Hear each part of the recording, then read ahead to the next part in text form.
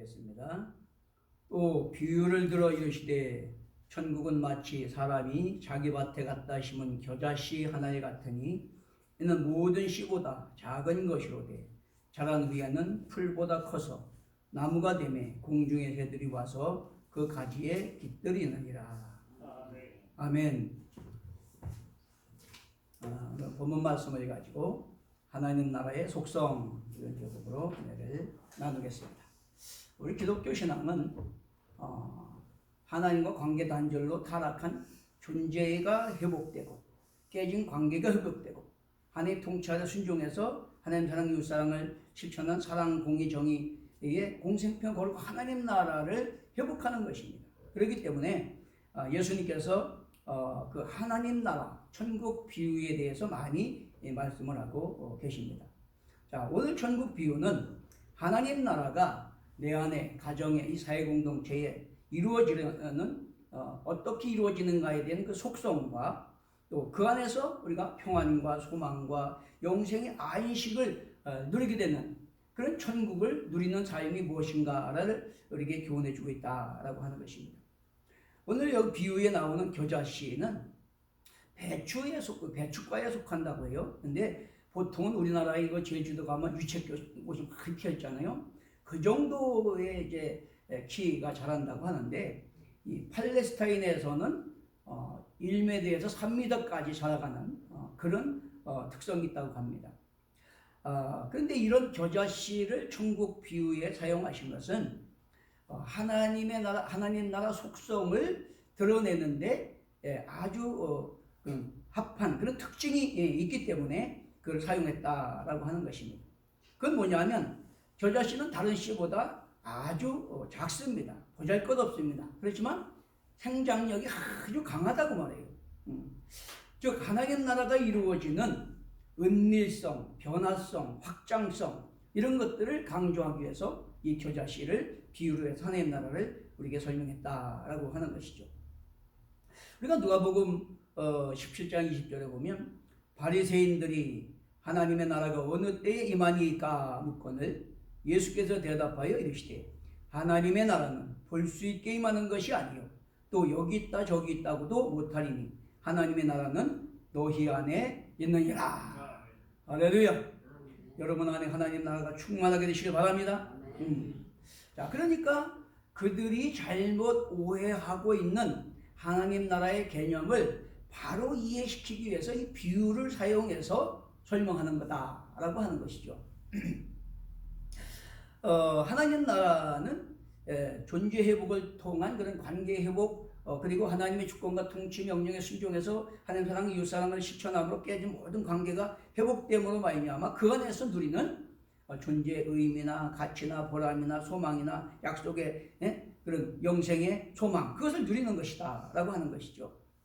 그렇기 때문에 세상 나라는 가시적으로 드러나잖아요. 지금도 미국이 패권국인데 중국이 패권국을 하려고 도전하기 때문에 치열한 그런 뭔가 전쟁이 일어나고 있는데 사실 세상 나라는 그렇지만 하나님 나라는 그렇게 가시적으로 드러나는 뭐 화려하고 거창하고 뭐 권세 그런 게 아니라는 거예요. 그 차원이 다르다는 것을 설명해 주기 위해서 겨자씨를 통해서 설명해 주는 거다. 즉 예수를 통해서 성취하신 그 복음이 생명력이 있는데 그 복음이 은밀하게 싹트고 자라고 사람을 변화시키고 그래서 생명의 성령의 역사로 거듭나고 변화되고 확장되는 그런 역사가 일어나게 된다. 그럴 때 그 심령이 새롭게 되고 하나님의 주권을 인정하고 내 중심이던 것을 이제 하나님의 주권을 인정하고 그분의 통치에 순종해서 한 사랑 유 사랑을 실천하는 그런 삶을 살아갈 때에 하나님 사랑 공의 정의 화평 거룩함 하나님 나라가 거기에 이루어지게 되고 세상일 수 없는 평안과 기쁨과 소망을 누리게 된다라고 하는 것을 우리에게 교훈하기 위해서 이 비유를 설정하셨다라고 하는 겁니다. 그 이어지는 비유에도 보면 또 비유로 말씀하시되 천국은 마치 여자가 가루 소말 속에 갖다 넣어 전부 부풀게 한 누룩과 같으니라. 자, 이 말씀을 보더라도 세상 나라는 성장과 확장 거기에 포커스가 맞춰져 있어요. 근데 하나님 나라는 그게 아닙니다. 변화와 성숙의 포커스가 맞춰져 있는 거예요.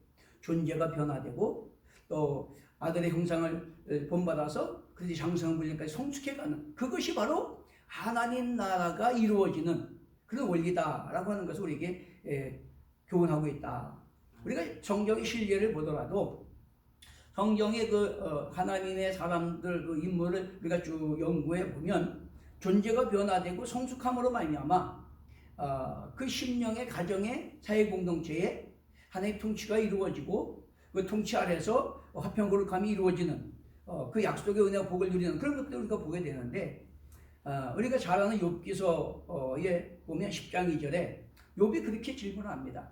아니 하나님 왜 나를 내가 동방의 의인이라고 그렇게 칭찬하셔놓고 나를 죄인 취급하고 왜 그렇게 나 같은 자와 다투십니까? 도대체 이유가 뭡니까? 대답해 주십시오. 막 이렇게 항변을 합니다. 자, 그런데 욥기서 40장 2절에 보면 하나님 그렇게 말씀하셔요. 네가 전능하신 하나님과 다투겠느냐? 욥아, 네가 나를 꾸짖을 셈이냐? 네가 나를 비난하려느냐? 대답해봐라. 참 놀랍지 않습니까? 이 욥은 자기가 당대 의인이고 정말 하나님을 사랑하고 하나님 뜻대로 하나님의 영광을 위해 살기 위해서 모든 걸 다 바치는 최고의 믿음의 사람이다 생각을 했는데 왜 그런 나한테 이렇게 고난이 오게 하고 하나님 나와 다투십니까? 라고 항변을 했지만 하나님 말씀은 나는 하나님 창조자 초월자시고 너는 피조물이다. 그 얘기예요. 감히 네가 창조자를 전능자와 다투겠느냐? 그렇게 말씀을 하십니다. 자, 그러면서 욥기서 42장 5, 6절에 보면 이제 욥이 그렇게 고백합니다.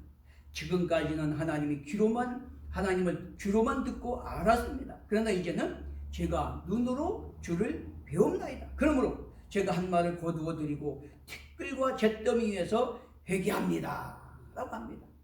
다시 말하면 자기 중심적이고 자기 착각에 자기 도취에 자기 합리화에 빠졌던 교만한 인간이 점점 하나님을 알게 되고 우리 존재 자신을 알게 되고 그분의 은혜를 깨닫게 될수록 존재가 아들의 형상을 회복하여 성숙해 가게 돼 있다 그런 말이죠. 존재가 회복되고 아들의 형상을 닮아 성숙해 가는 만큼 하나님과 관계가 회복되게 돼 있고 그분을 알고 그분의 통치에 순종해 살아가는 만큼 우리는 그분의 선하심을 경험하고 또 세상이 줄 수 없는 그런 평안과 기쁨과 영생의 소망을 누리게 된다는 걸 깨닫게 되시길 바랍니다. 여러분 신약의 사도 바울을 보더라도 그렇죠. 사도 바울이 누굽니까? 당대의 아주 석학이에요. 로마 시민권도 가지고 있는. 그런데 그가 선각자보다도 아주 열심히 특심했다고 그랬어요. 뭐에? 율법에. 그런데도 불구하고 거듭나지 않고 여전히 자기 중심적일 때는 대제사장들과 이렇게 내통해가지고 권세를 받아가지고 예수 믿는 사람들을 핍박하고 가두고 죽이는 일을 했어요. 왜? 자기 이익을 위해서, 자기 어떤 목적 달성을 위해서 하나님을 이용해보는 신앙을 믿음을 이용해보는 겁니다. 그런데 다메섹 도상에서 부활하신 주님을 만나고 성령으로 충만함 받고 나니까 그때서 존재가 회복되고 하나님은 살아계신 주권자시고 예수 그리스도는 때를 찬 정률을 따라서 정말 우리 가운데 오신 메시아시구나. 그분이 구속을 성취하셨고 승천하셨고 약속대로 성령을 보내주셔서 나를 만나주셨구나. 그거를 경험하고 나서는 존재가 완전히 변화됐습니다. 회복됐습니다. 그리고 나서 이 세계관이 바뀌고 인식의 틀이 바뀌고 가치관이 바뀌었어요.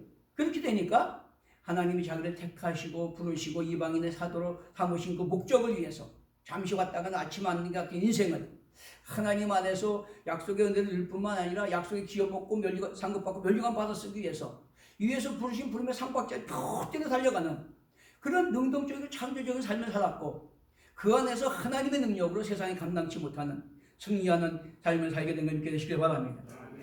여러분 우리가 잘 아는 초대 문화부 장관을 지낸 우리 이효령 박사님 그분이 성경에 그런 말씀을 하셨어요. 그리스 헬라 문화를 중심으로 발전한 헬레니즘 인본주의는 그 대표작이 호메로스의 서사시 일리아드에 나와 있다. 그러면서 거기에서 말하는 것처럼 알렉산더나 징기스칸이나 나폴레옹 같은 육체적인 영웅을 어떤가는 이상적인 인간상으로 친다. 그런데 히브리인들을 통해서 시작된 헬레니즘 신본주의는 전혀 다르다. 그렇게 이야기를 하면서 그것은 바로 영혼과 정신의 믿음의 영웅, 욕 같은 사람이 이상적인 인간상이다. 인간상을 꼽는다. 이렇게 말을 했습니다. 이게 다른 거예요. 세상 문화와 기독교 세계와는 전혀 다른 겁니다. 그러니까 하나님 나라라는 것은 우리가 예수 믿어도 여전히 똑같이 세상 풍속을 따라가면서 세상적인 가치관을 가지고 살아가면서 하나님은 뭐가 내 필요를 채워주는 복 주시는 분으로 생각하면 그건 착각이고 오해입니다. 우리는 하나님 안에서 우리 존재가 새로워지는 것이고 하나님의 창조 목적대로 그렇게 우리 삶이 바뀌기 때문에 하나님 나라가 회복되는 것이고 그 안에서 우리 존재 정체나 의미나 가치나 목적이나 소망이 넘치는 또 풍성한 삶을 살게 되는 것을 깨닫게 되시길 바랍니다. 자, 오늘 본문에서 우리에게 가르쳐주고 있는 건 뭐냐? 첫째, 복음은 화려하지 않지만 생명력이 있다. 이것을 여기서 우리에게 가르쳐주고 있습니다. 저 자신은 참 작고 보잘것이 없습니다. 사람들도 잘 뛰지도 않아요. 관심도 없습니다. 그렇지만 그 안에는 생명이 있어서 놀라운 변화와 성숙을 가져온다는 거예요. 그 눈에 잘 띄지도 않는 저 자식이 자라서 1m, 3m까지 자라가고 결국은 새들이 와서 깃들일 정도로 그런 변화와 성숙을 가져온다. 근데 복음도 화려하거나 이렇게 웅장하거나 사람들에게 가시적으로 크게 드러나진 않아요. 예수님이 오셨을 때 사람들이 그렇게 무시하고 예면하고 멸시하고 그랬잖아요.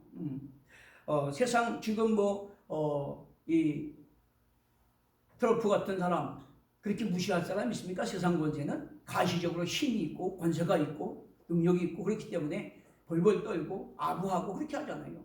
그러나 복음은 그렇지 않습니다.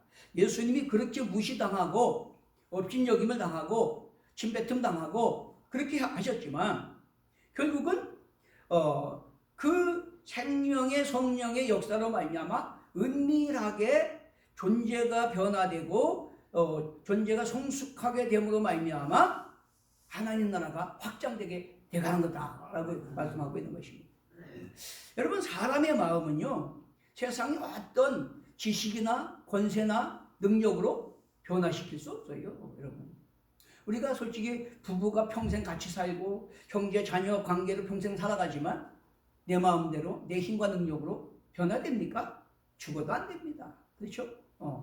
그런데 하나님이 성령의 능력으로 존재가 거듭나게 하시고 영안을 밝히시고 감동감화 역사하셔서 새 창조를 이루실 때 새 사람으로 변화되고 성숙해 간다는 걸 믿게 되시기를 바랍니다.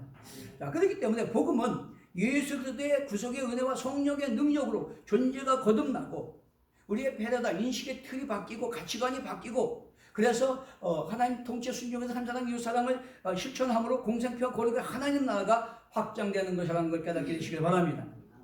우리가 잘 아는 프랑스 인류문화 역사학자 르네 지라르는 불신자입니다. 불신자예요. 근데 역사를 연구하다 보니까 역사 이래 예수 사랑 복음만큼 세상을 변화시키고 공생 평화를 거룩함을 가져온 그런 사람은 없었더라는 거예요. 그렇기 때문에 이분이 진짜 성경이 말하는 메시아구나. 그걸 깨닫고 복음을 믿고 그리스도인이 됐다. 그런 책에서 고백을 했습니다. 160세 되신 김영석 교수님도 그의 책에서 그런 얘기를 했어요. 자기가 한참 이제 영향력 있고 일할 때 그 서울대 먼저 친한 교수님들하고 세계 일주를 하면서 탐구를 했답니다. 그런데 그 세계 일주를 하면서 탐구를 하고 서로 이렇게 토의를 하고 견해를 나누고 해봤지만 하나님의 사랑, 예수의 섬긴 만큼 세상에 평화와 번영을 가져온 것은 없더라 라고 그렇게 고백을 했어요. 놀랍잖아요. 이 최고의 우리나라의 그래도 학문을 가진 실력자의 교수님들이 그 세계 일주를 하면서 탐구해 본 결과 그렇다는 거예요. 예수님의 사랑, 하나님의 사랑, 예수의 섬김만이 세상을 평화 번영을 가져왔는데 그만큼 영향력을 끼친 무엇도 없다. 즉 복음은 화려하게 드러나지 않지만 상상을 초월할 만큼 존재와 삶을 변화시키고 성숙하게 하는 생명력이 있다는 걸 깨닫게 되시길 바랍니다. 이것이 바로 생명의 성령의 능력입니다. 이 비유의 중요한 전환점은 어떤 사람이 그것을 자기 밭에 심었다라고 하는 데 있어요. 자기 밭이라고 하는 것은 소유권을 의미하는 겁니다. 소유권. 그런데 원래 세상은 공중권자 사분 사탄이 지배하고 있었어요. 그런데 예수님이 육신의 몸을 입고 임마누엘 하셔서 우리 죄를 담당하 십자가에서 죽으시고 사망과 세계로 사단계에서 결박하고 부활 승리하심으로 말미암아 만왕의 왕이 되시고 만주의 주가 되셨어요.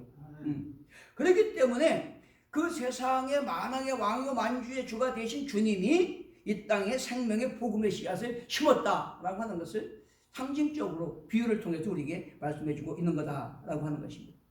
여러분, 근데 그 복음의 씨가 뭐냐?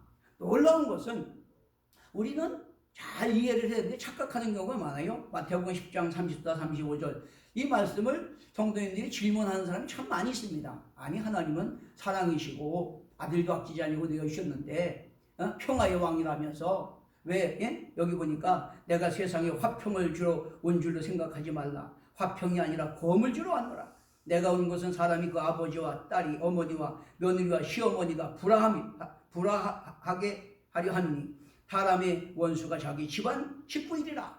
이게 말이 됩니까? 그렇게 질문하는 사람들이 많이 있어요.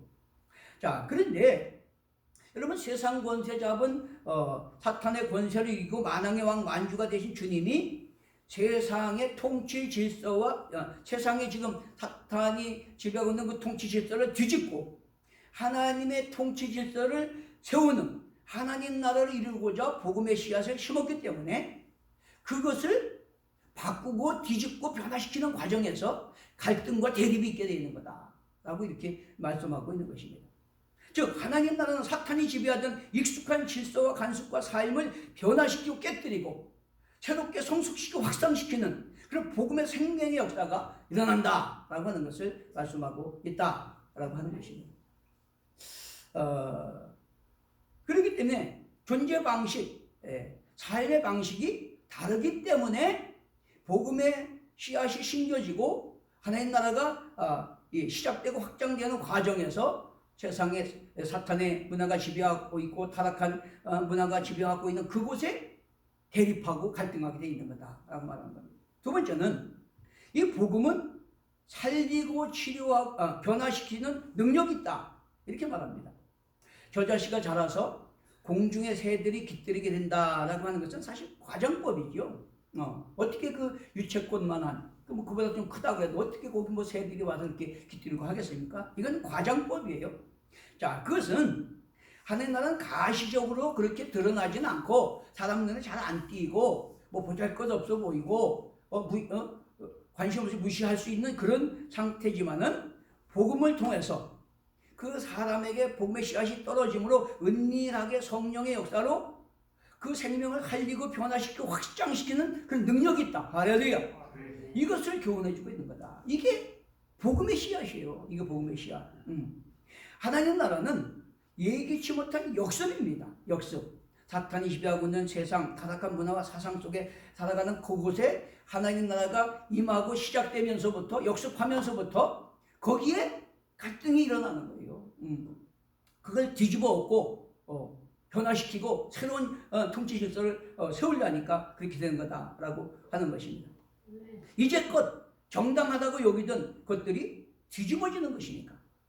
따라서 우리의 일상에 균열을 일으키고 주일과 관습을 변화시키는 하나님의 창조 질서와 가치 체계의 전도가 일어난다는 것을 깨닫게 되시길 바랍니다. 내 안에서부터 우리 가정의 사회 공동체 하나님 나라가 회복되고 확장되는 것은 그 패러다임과 가치 체계가 뒤집어지는 거예요. 바뀌어지는 거예요. 새로워지는 거예요. 여러분 이것을 우리가 잘 이해를 해야 된다. 그것은 사탄이 지배하던 세상 문화와 사상 가치 체계에서 하나님의 통치 질서와 가치 체계로의 전환이라는 걸 깨닫게 되시길 바랍니다.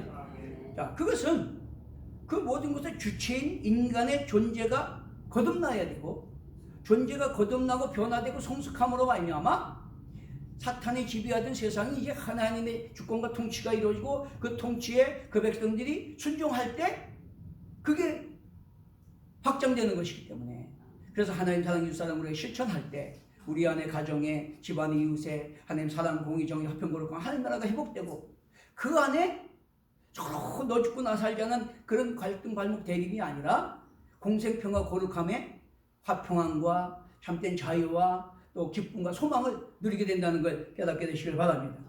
자, 그렇기 때문에 성경적 세계관 가치관 사고방식으로 패러다임이 전화되고 존재 정체성과 가치관이 전도되고 또 인간의 존엄성이 회복됨으로 말미암아 하나님의 사랑과 공의와 정의가 세워지고 공생평화 거룩한 하나님 나라가 세워지고 확장되는 것을 깨닫게 되시길 바랍니다.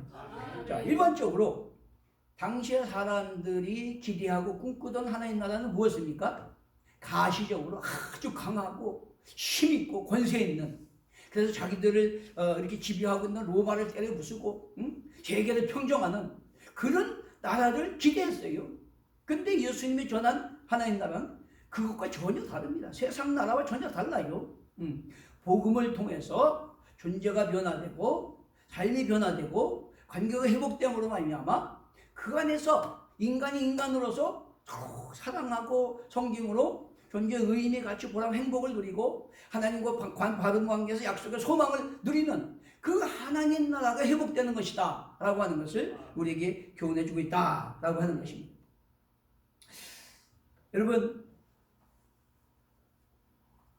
TV에서 제가 어저께 TV를 보다 보니까 국제 결혼한 그리스 부부의 일상을 소개하는 그런 내용이 이렇게 나오더라고요.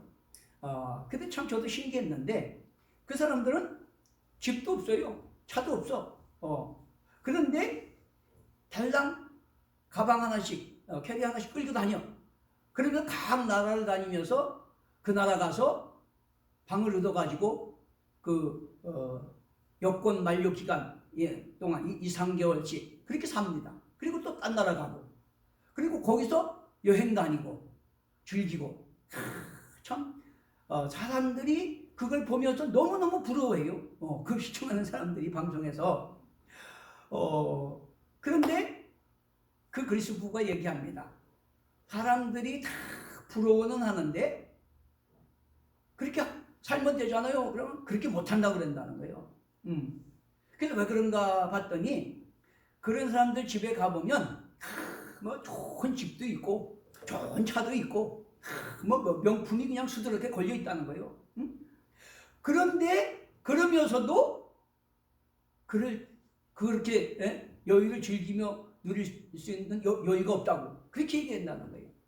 그러면서 그 그리스 부부가 자기의 정답을 정리해서 대답을 합니다.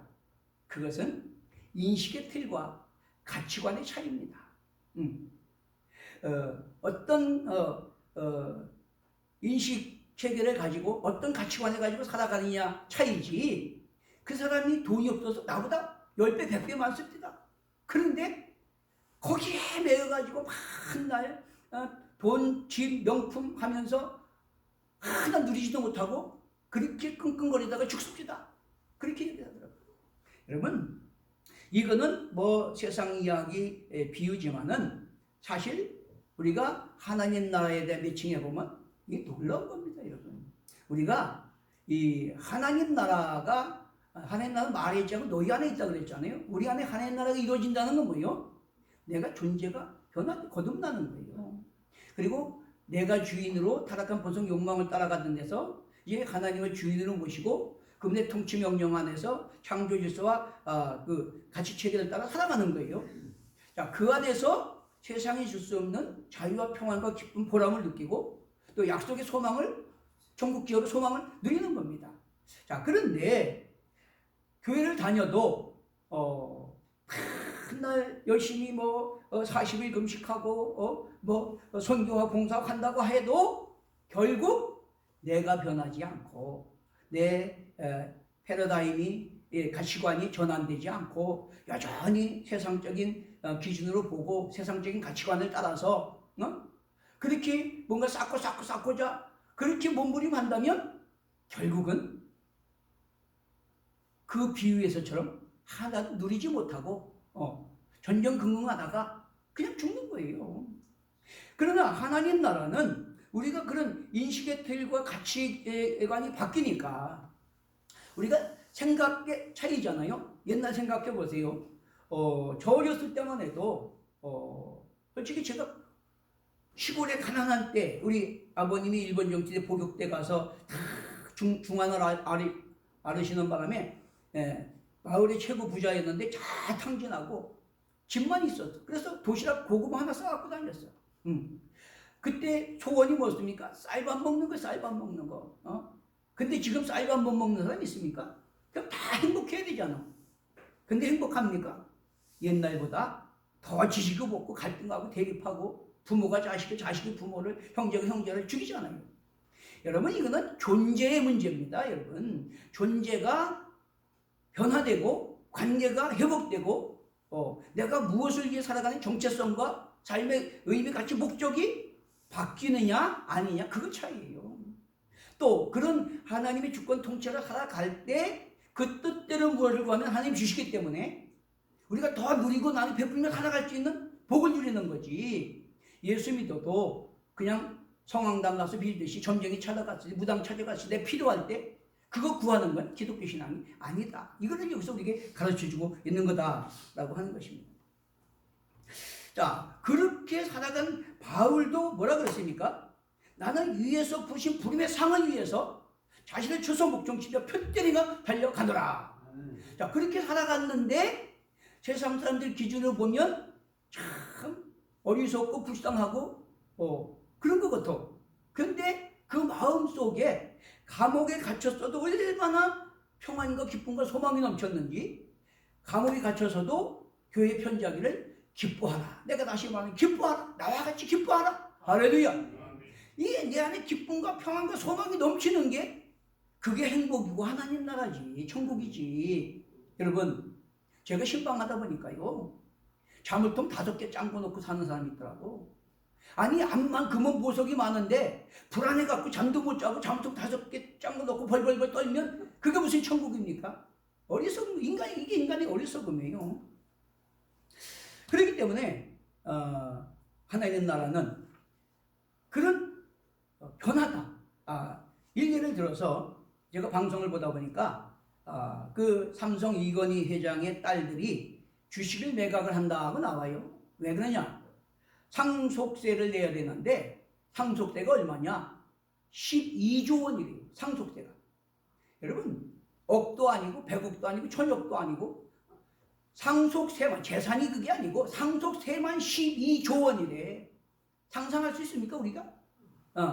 그리고 그 사람은 행복할까요? 여러분, 제가 고 이건희 회장님이 서울 삼성병원에서 임종전의 병원에서 말한 녹취록을 이렇게 기록한 글을 읽어봤는데 그분이 그렇게 말했대요. 나는 우리 집에 안락한 침대가 있고 좋은 고급 승용차가 있고 먹을 것이 맛있고 좋은 것들이 너무나 많이 있다. 그런데 나는 지금 좁은 침대 하나에 의존하고 있고 휠체어에 간호사에 의존해서 끌려다니고 있고 링겔과 미움에 의존하고 있다. 그러면서 인생이 이렇게 허무하고 절망적인 줄 알았다면 진작도 좀 사랑하고 나누고 섬기며 살아갈 걸. 결국은 껄껄했다는 거예요. 여러분, 이게 행복입니까? 이게 천국입니까? 상속세 12조 낸다고 거기 그 마음에 천국이 있겠습니까? 천만의 말씀이에요. 그 사람이 거듭나고 세계관이 바뀌고 정체성이 새로워지고 삶의 의미, 가치, 목적이 바뀌어질 때 하나님 안에서 약속의 소망 안에서 세상에 줄 수 없는 자유, 평안, 기쁨, 소망을 누리고 행복을 누리고 풍성한 삶을 누리게 될 줄로 믿습니다. 다 그렇게 되시는 걸 축원합니다. 셋째는 영혼의 쉼과 안식처가 된다라고 말하고 있는 겁니다. 마태복음 11장 28절 29절에 보면 수고하고 무거운 짐지하더라 다 내게로 오라. 내가 너희를 쉬게 하리라. 나는 마음이 온유하고 겸손하니 내 멍에를 메고 내게 배우라. 그리하면 너희 마음이 쉼을 얻으리니. 자, 그런데 예수님의 멍에를 메고 예수 배우고 한번 따라가려면 마태복음 16장 24절에 누구든지 나를 따르거든 자기를 부인하고 제 십자가를 지고 나를 따를 것이니라. 내가 사람들 위해 군림하고 의시되고 권세 부리고 그게 아니에요. 나를 내려놓고 예수님처럼 아버지 뜻에 죽기까지 복종하기 위해서 그 저주 아래 놓은 인간을 하나님과 화목하게 해서 구원하기 위해서 십자가 죽는까지 내어주신 예수님을 배우고 따라가는 그 삶 속에 내 안에 하나님의 통치가 이루어지고 또 그 계명 지켜하는 사랑의 유사랑이 실천되고 그 안에 세상을 줄 수 있는 자유, 평안, 기쁨, 소망, 행복이 넘치고 약속의 소망, 천국적 면류관이 주어지는 걸 믿게 되시길 바랍니다. 이게 중요한 거다라고 하는 거예요. 그렇기 때문에 겨자풀같이 큰 관심이나 주의를 끌지 못하는 죄인과 세례 창녀들의 친구가 되시고 또 십자가 구속의 죽음을 죽으신 예수께서 열어놓으신 이 구원의 복음은 가난하고 소외되고 지치고 절망에 처한 자들을 환대하는 전도된 가치라는 걸 깨닫게 되시길 바랍니다. 아멘. 우리 가치관이 바뀌어야 돼요. 패러다임이 바뀌어야 돼요. 따라서 성공과 성장만을 추구하는 그래서 늘 갈등과 반복, 대립, 경쟁하는 가치를 뒤집는 것이다. 그래서 존엄한 하나님의 형상을 회복하고 진정한 창조 목적과 존재의 가치 목적을 위해서 사는 존재가 되는 그런 삶의 혁명이 바로 그리스도인이 되는 것이고 거듭나는 것이고 하나님의 백성이 된다는 걸 깨닫게 되시길 바랍니다. 영국의 대수학자 버트란드 러셀의 무신론을 굴복시킨 비트겐슈타인, 괴델 아주 세기의 수학자들이죠. 자, 그분들이 뭐라 그래 얘기했느냐? 신앙은 현상학적 믿음이 아니고 인간이 존재하는 방식이며 삶의 문제다. 그렇기 때문에 그분들은 실제로 평생 그런 실천적 삶을 살고자 힘썼다고 합니다. 왜? 거기에 진정한 영혼의 쉼과 영생의 소망과 평안, 기쁨의 안식이 있기 때문이다. 할렐루야. 우리가 다 그렇게 되시는 축원합니다. 그러므로 관점과 가치와 사고방식으로 말미암아 믿음의 복음을 믿고 성령으로 거듭난 그런 패러다임과 가치관이 전환되고 믿음의 관점, 가치관, 사고방식을 가지고 우리 육신의 욕망을 비우고 하나님의 주권과 통치 아래 그 계명 지켜서 순종할 때 우리 안에 가정에 사회공동체의 공생표의 거룩이 이루어지고 사랑, 나눔, 섬김, 공의, 정의가 회복되고 거기에서 하나님 나라 의가 회복되고 확장될 때 나도 행복하고 우리 가정도 행복하고 이 나라도 복받는 역사가 일어나게 될 줄로 믿습니다. 여러분 우리가 잘 아는 마태복음 5장에 나오는 팔복 너무나 좋아하죠. 한국 사람은 참 복을 좋아해요. 옛날에 뭐 베개에도 복이라고 써놓고 뭐 화장실까지 복이라고 써놨는데 여러분 그 팔복을 우리가 잘 이해해야 돼요. 팔복은 뭐냐? 다고 하면 준다는 게 아니에요. 팔복은 내 존재가 거듭나고 그렇게 인식의 틀과 가치관이 바뀌면 거기에 그런 복이 임한다. 그게 팔복이에요. 이해되십니까? 그래서 우리가 정말 이 복음의 진리를 바로 깨닫고 우리가 그런 존재가 회복되고 하나님과 관계 회복되고 통치에서 순종함으로 말미암아 세상이 줄 수 없는 잠시 왔다간 아침 안개 같은 한참길 모르는 인생을 무의미하고 뭐가 썩어질 것에 노예가 돼서 그냥 아기 다툼하지 말고 주님 안에서 늘 자유, 평안, 기쁨, 소망을 누리고 저 앞에 상급받기까지 빛과 소금, 화목한 직분을 감당하게 되실 예수의 이름으로 축원합니다. 네, 찬송하고 272장